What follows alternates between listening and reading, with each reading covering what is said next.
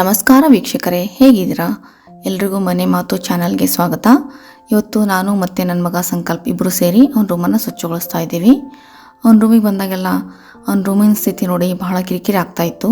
ತುಂಬಾ ಧೂಳು ಸೇರಿಕೊಂಡಿದೆ, ಅಲ್ಲಲ್ಲಿ ಜೇಡ್ರ ಬಲೆ ಕಟ್ಕೊಂಡಿದೆ. ಆದರೆ ನಾನು ಮತ್ತು ಅವನು ಇಬ್ಬರು ಸೇರಿ ಕ್ಲೀನ್ ಮಾಡೋಣ ಅಂತ ಅವನ ಎಕ್ಸಾಮ್ ಮುಗಿಲಿ, ಸ್ಕೂಲ್ ಮುಗಿಲಿ ಅಂತ ವೆಯ್ಟ್ ಮಾಡ್ತಾ ಇದ್ದೆ.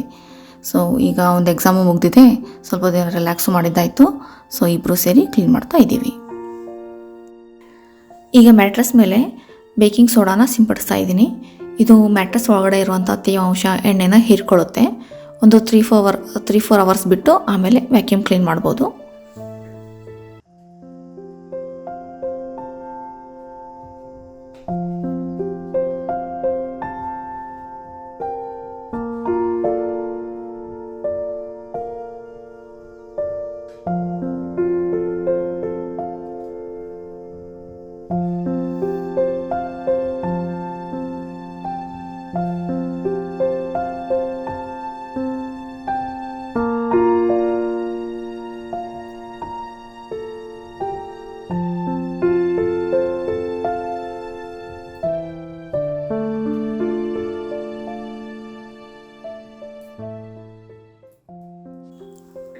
ಈ ಬೆಂಚನ್ನು ಅವನು ಕುತ್ಕೊಂಡು ಬುಕ್ ಓದಲಿ ಅಂತ ಮಾಡಿಸಿದ್ದು, ಆದರೆ ನೋಡಿ ಅವನು ಇದನ್ನು ಡಂಪ್ಯಾರ್ಡ್ ಮಾಡ್ಕೊಂಡ್ಬಿಟ್ಟಿದ್ದಾನೆ.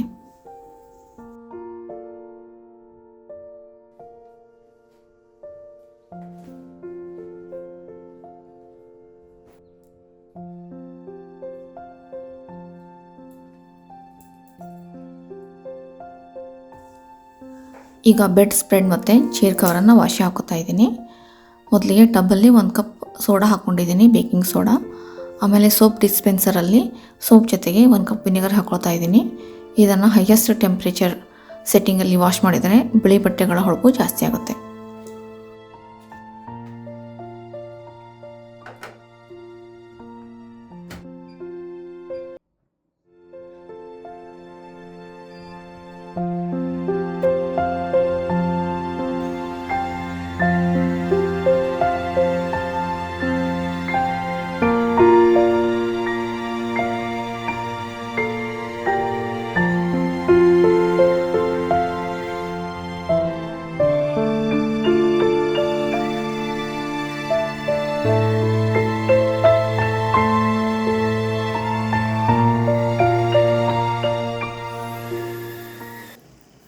ನೋಡಿ, ಈ ವಿಂಡೋ ಮೆಶ್ ಎಷ್ಟು ಧೂಳಾಗಿದೆ.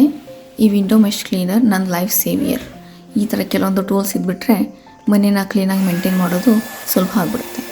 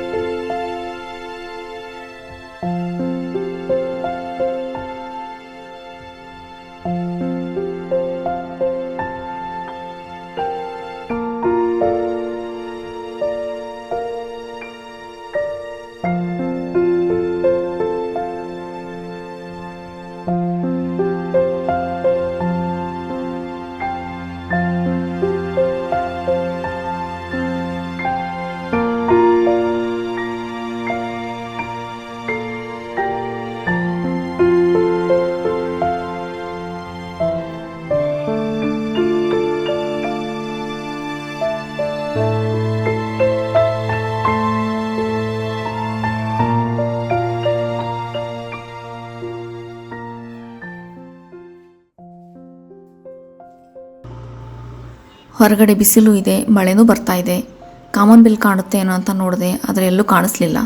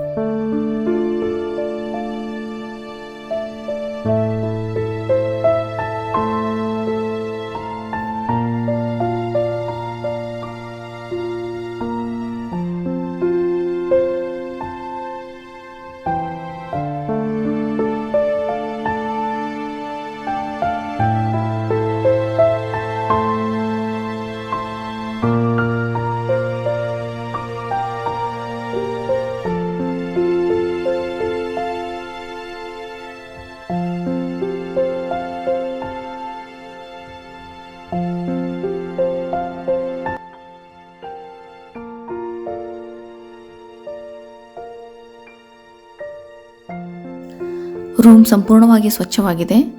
ಜೊತೆಗೆ ಹೊರಗಡೆ ಜೋರಾಗಿ ಮಳೆನೂ ಬರ್ತಾ ಇದೆ. ಎರಡೂ ಸೇರಿ ಮನಸ್ಸಿಗೆ ತುಂಬ ಸಮಾಧಾನ ಅನ್ನಿಸ್ತಾ ಇದೆ.